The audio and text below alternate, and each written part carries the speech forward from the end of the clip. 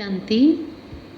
आज की मुरली का वरदान है, निश्चय के आधार पर विजयी रत्न बन, सर्व के प्रति मास्टर सहारे दाता भव।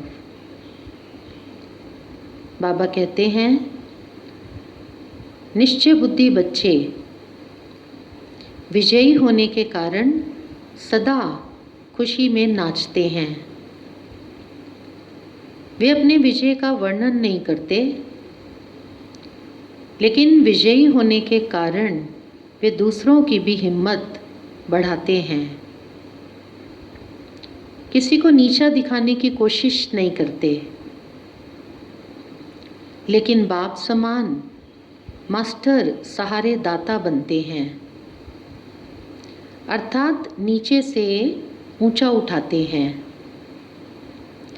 व्यर्थ से सदा दूर रहते हैं। व्यर्थ से किनारा होना ही विजयी बनना है। ऐसे विजयी बच्चे सर्व के लिए मास्टर सहारे दाता बन जाते हैं।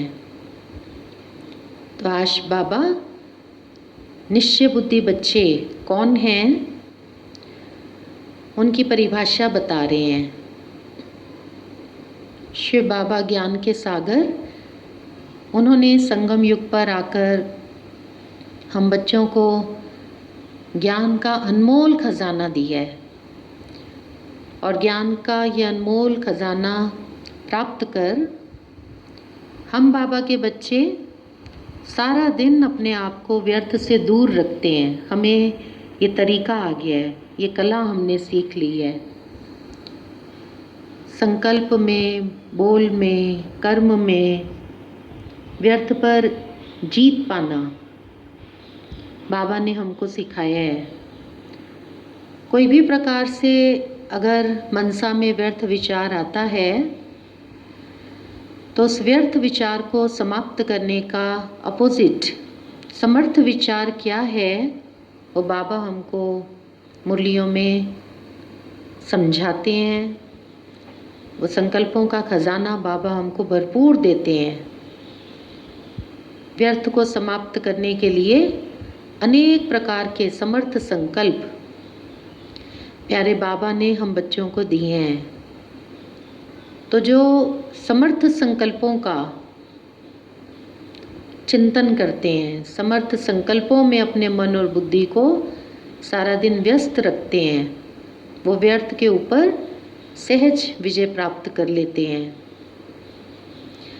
संकल्प शक्ति उनकी स्वच्छ बनती जाती है, और जितना जितना उनका मन, उनकी बुद्धि स्वच्छ बनती जाती है, वो कोई भी कार्य करते हैं, उनको अपने ऊपर संपूर्ण निश्चय होता है कि हम जो भी कार्य कर रहे हैं ये सही है, ये बाबा की श्रीमत के प्रमाण है। सामने देखने वाले भले उनको कहें कि ये रॉन्ग है, लेकिन उनके ऊपर किसी के भी कहने का प्रभाव नहीं पड़ता। बाबा की श्रीमत प्रमाण ही उनकी दिनचर्या चलती है। बाबा की श्रीमत में जो बाबा ने नियम मर्यादाएं बताए हैं, उस पर वो पक्के होकर चलते हैं। कितना भी कोई कहे कि ये बात ऐसे नहीं, ऐसे होनी चाहिए, ये ठीक नहीं है, तुम गलत कर रहे हो, नहीं, उनको अपने ऊपर संपूर्ण निश्चय रहता है कि हम किसकी श्रीमत पर चल रहे हैं। और संकल्प शक्ति स्वच्छ होने के कारण जो वो कार्य कर रहे हैं वो एक्यूरेट कर रहे हैं, और जब वो कार्य को एक्यूरेट करते हैं तो उस कार्य का परिणाम उनके सामने बहुत सुंदर रूप में आता है। हमेशा वो अपने जीवन में हर्ष का अनुभव करते हैं। उनके निर्णय शक्ति बहुत अच्छी होती है, और कार्य सफलतापूर्वक वो करते जाते हैं। कभी भी उनको जीवन में कोई भी सामने परिस्थिति आ जाए, कोई भी कारण बन जाए, लेकिन निश्चय बुद्धि बच्चे वो उस समय कभी ऐसे नहीं कि बाबा से मदद मांगने लग जाएं, बाबा सहारा दो, बाबा मेरी मदद करो, नहीं। वो हमेशा बाबा के साथ कंबाइंड होकर ही चलते हैं और सदा बाप दादा के साथ कंबाइंड होकर चलने के कारण अपने जीवन में सदा विजय का अनुभव करते हैं। शास्त्रों में ऐसा दिखाया गया है महाभारत में कि एक तरफ इतनी बड़ी अक्षौणी सेना थी और दूसरी तरफ सहारे दाता श्री कृष्ण जी थे पांडवों के साथ। तो बाबा कहते हैं वो आप बच्चों का यादगार है। सदा सहारे दाता बाप की स्मृति में रहना, सदा मांगना नहीं, सहयोग दो, मदद करो, मेरी बात सुनो बाबा, आप कब मेरी मदद करेंगे, कब मेरी सुनवाई पूरी होगी, मेरे को बहुत इस टाइम आपकी मदद की ज़रूरत है। उनको सदा लगेगा कि हम सहारे दाता की छत्र छाया के जैसे हमेशा अंदर ही रहते हैं। तो वो हमेशा कुछ भी उनके जीवन में हो जाए, भले सामने रूप हार का भी दिखाई पड़े, लेकिन उस हार में भी वो जीत का अनुभव करेंगे। जीत तो जीत है ही, लेकिन हार में भी जीत का अनुभव करेंगे। फॉर एग्जाम्पल, कोई उनको नीचा दिखाने की कोशिश करता है, कोई उनके साथ दुर्व्यवहार करता है, लेकिन ऐसी परिस्थिति में भी वो नहले का जवाब दहला बनकर नहीं देंगे, ईंट का जवाब वो पत्थर से नहीं देंगे।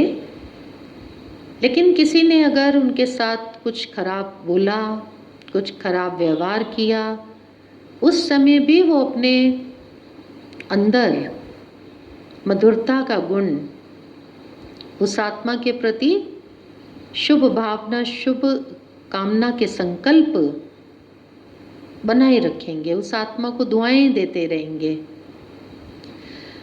धैर्यवत होकर के चलेंगे। और उनका ये मन की ऊंची स्थिति और उनकी धैर्यता, उनकी मधुरता, उनकी रॉयल्टी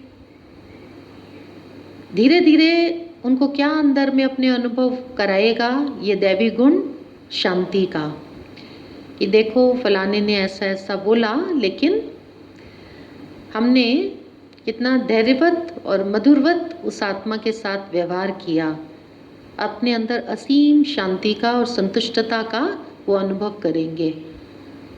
और जिस आत्मा ने उनके साथ ठीक व्यवहार नहीं किया, थोड़े समय के पश्चात फिर उनको भी महसूसता आएगी कि हमने देखो फलां फलां मौके पर इनके साथ ऐसा ऐसा व्यवहार किया था, लेकिन ये उस समय कितने शांत चित्त थे, कितना धैर्य है इनके अंदर, प्रेम की तो जैसे ये मूर्त हैं।